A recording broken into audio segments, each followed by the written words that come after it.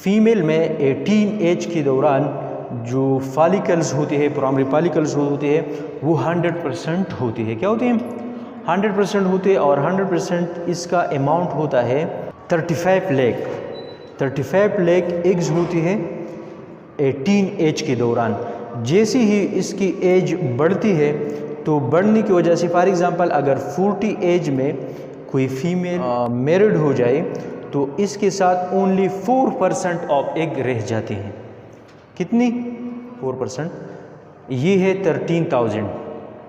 For example एक female है और 18 एज के दौरान इसके साथ 100% एग है, और अगर ये 40 एज तक हो जाए तो इसके साथ ओनली 4%। तो 18 एज के दौरान इसके साथ 35 लाख एग है और 40 एज में इसके साथ ओनली 13,000। तो जिस मेल और फीमेल में दोनों में, मेल में भी स्पर्मेटोजेनेसिस के काउंट कम होती है, स्पर्मेटोजेनेसिस का मकदार कम होती है, लेकिन स्पर्मेटोजुआ इसके साथ भी कम होती है। लेकिन फीमेल में 45 एज तक फिर मेनोपाज हो जाती है। क्या होती है? मेनोपाज। इसके बाद फिर हुआ मैच्योर नहीं होता। और मेल में स्पर्मेटोजेनेसिस होती है ओल्ड एज में भी, लेकिन इसकी जो मकदार है, इसकी जो सिंथेसिस है वो बहुत कम हो जाती है। तो एक फैक्टर मेल और फीमेल दोनों में एज के है। दूसरा है alcohol, smoking, drugs. Drug addiction, चाहे वो ड्रग्स की हो, मेडिसिन की, चाहे वो अल्कोहल के हो, शराब की, या कोई और इस तरह एडिक्शन है, नशा है, नशा और चीज़ इस्तेमाल करती है, जिसकी वजह से क्या होती है, वो हार्मोनल इम्बैलेंस ले आती है और मेल और फीमेल की जो रिप्रोडक्टिव सिस्टम है इस पे इसकी क्या होती है, बुरे असरात होते हैं, साइड इफ़ेक्ट, एडवर्स इफ़ेक्ट होते हैं। तो ये अगर मेल फीमेल दोनों इस्तेमाल करते हैं तो दोनों पे इस इनफर्टिलिटी पे ये असरअंदाज होगी। अच्छा, फिर इसमें है ओबिसिटी। ओबिसिटी का मतलब है, एक है नॉर्मल वेट, नॉर्मल BMI, और एक है ओवरवेट, और तीसरा है ओबिसिटी। ये डिजीज़ है। तो अगर किसी में ओबिसिटी बहुत ज़्यादा है तो ये भी इनफर्टिलिटी का शिकार हो सकते हैं। ये मेल और फीमेल दोनों में होती है।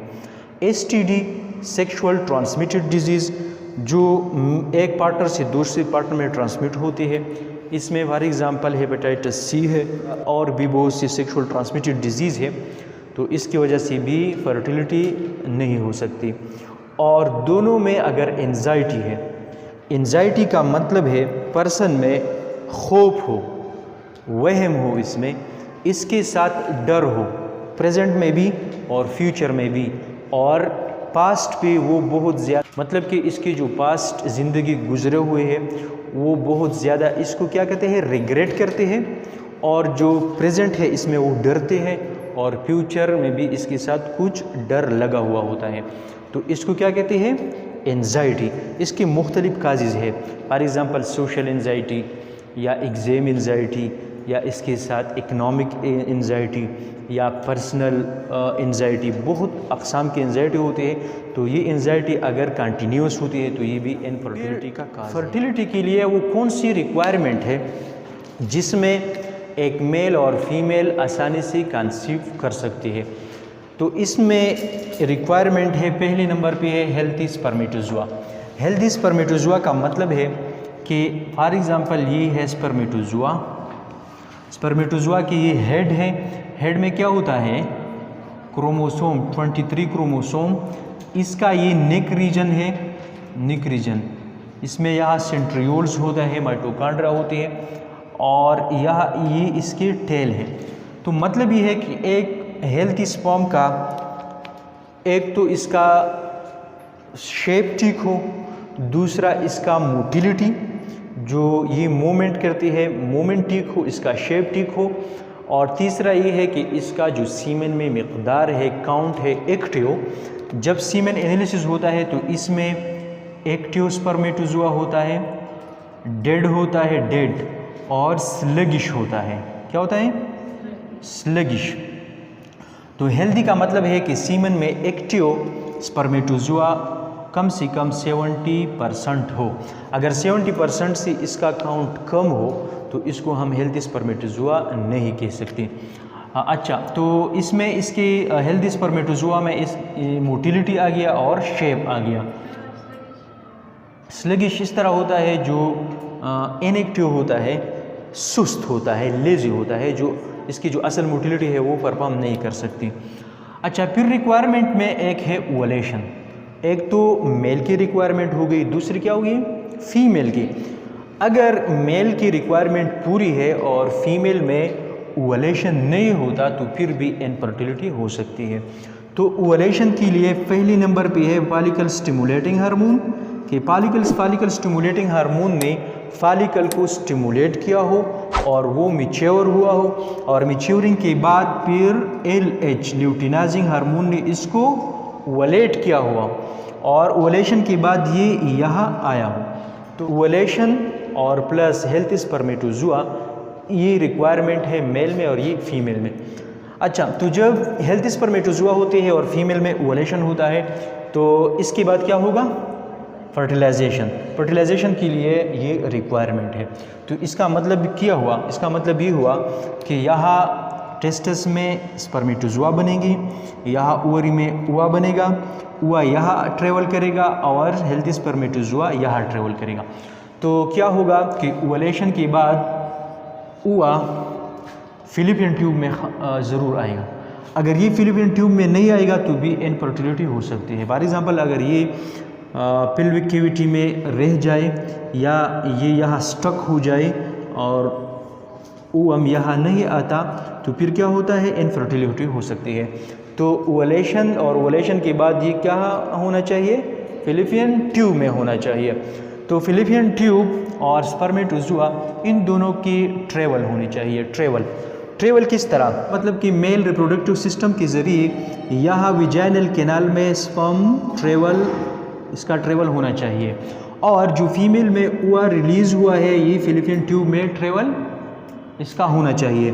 तो मेल के जो स्पर्मेटोजुआ है वो ज़्यादा फासिला तय करते हैं और फीमेल की जो एग है वो कम फासिला तय करते हैं। इसलिए तो इस वजह से इन दोनों की ट्रेवल होना चाहिए। अगर इन दोनों की ट्रेवल एक साथ हो तो फर्टिलाइजेशन हो सकती है। और बाद में फर्टिलाइजेशन के बाद यह फिलिपियन ट्यूब में फर्टिलाइजेशन होता है। फर्टिलाइजेशन के बाद क्या होना चाहिए इम्प्लांटेशन एंडोमेट्रियम में, जो फर्टिलाइजेशन से पहले डिसिडुआ बनाते हैं एंडोमेट्रियम में वास्कुलरिटी एक्स्ट्रा एपिथेलियल टिश्यू, और वो इम्प्लांटेशन के लिए एक सूटेबल एरिया बनती है। तो इसमें क्या होता है ये इम्प्लांटेशन होता है। तो इम्प्लांटेशन ये भी बहुत ज़्यादा ज़रूरी है। अगर इम्प्लांटेशन हुआ हो तो प्रेगनेंसी मतलब कि फर्टिलिटी के लिए ये अच्छा रिक्वायरमेंट है। अगर इम्प्लांटेशन नहीं हो सकती तो फिर भी ये नहीं होता। तो इसका मतलब क्या हुआ कि इनफर्टिलिटी की जो काजेज़ है वो मेल और फीमेल दोनों में मौजूद है। अच्छा, इसके इन्वेस्टिगेशन हम किस तरह करेंगे, तो एक मेल का इन्वेस्टिगेशन और फिर मेल और फीमेल के और फिर कंबाइनली। तो इनफर्टिलिटी को डायग्नोज करने से पहले आपको क्या करना चाहिए, दोनों की इन्वेस्टिगेशन करना चाहिए। फीमेल की जो पेल्विक एग्जामिनेशन है with speculum and journal physical examination along with investigation इसमें 14 डेज पे एक सोनोग्राफी मतलब कि अल्ट्रासाउंड होता है और फॉलिकल का स्टेटस देखते हैं कि फॉलिकल मैच्योर होती है या नहीं होती। इस तरह pelvic inflammatory disease, cervix, vaginal canal, uterus में डिजीज़ या फाइब्राइड को तशखीस करने के लिए जर्नल फिजिकल एग्जामिनेशन होता है विथ स्पेकुलम, और मेल के लिए सीमेन एनालिसिस होता है। इसकी भी इंटरनल एग्जामिनेशन सोनोग्राफी मतलब कि अल्ट्रासाउंड से होती है, और इसकी सीमेन एनालिसिस होती है कि आया इसका एक्टिव काउंट पूरा है या नहीं है। तो ये इसकी इन्वेस्टिगेशन है। कंबाइन काजेज़ में जो इन्वेस्टिगेशन है इसका हिस्ट्री लेना है, मेल का भी और फीमेल का भी, इसकी लाइफस्टाइल, इसका एज, इसमें वज़न वगैरह जो ओबेसिटी है या सेक्सुअल ट्रांसमिटेड डिजीज़ हिस्ट्री में आपको प्रेजेंट हिस्ट्री और पास्ट हिस्ट्री दोनों लेना चाहिए। और लास्ट में फिर इसकी ट्रीटमेंट है। तो अगर फीमेल में कोई डिजीज़ है या पॉलीसिस्टिक ओवरी सिंड्रोम है या डैमेज है एरिया, मतलब कि लाइफ में इसको कोई इस तरह इंसिडेंट आया है कि इसके रिप्रोडक्टिव सिस्टम क्या हुआ है, डैमेज हुआ है, तो इस डैमेज को फिर इसका ट्रीटमेंट है, मुख्तलिफ जितनी भी डिजीज़ है इसका ट्रीटमेंट करना चाहिए। मेल में अगर काउंट कम है तो इसकी भी ट्रीटमेंट है, और इस तरह लाइफ हिस्ट्री जो है, इसकी जो लाइफ स्टाइल है उसको चेंज करना है। जो रिक्वायरमेंट है उस रिक्वायरमेंट अगर पूरा हो जाए तो फिर फर्टिलिटी आसानी से होती है। लेकिन अगर ये सारे फैक्टर्स मौजूद नहीं है तो बहुत से लोग हैं जो इनफर्टिलिटी का शिकार है।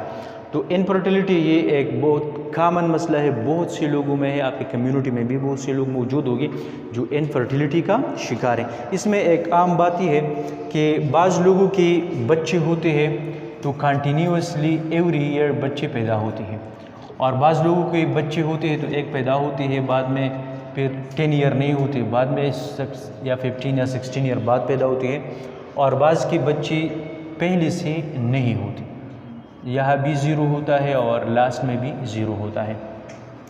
तो इसका मतलब ये है कि इनफर्टिलिटी जो होता है ये मेल या फीमेल की वजह से नहीं होती, ये दोनों की वजह से होती है।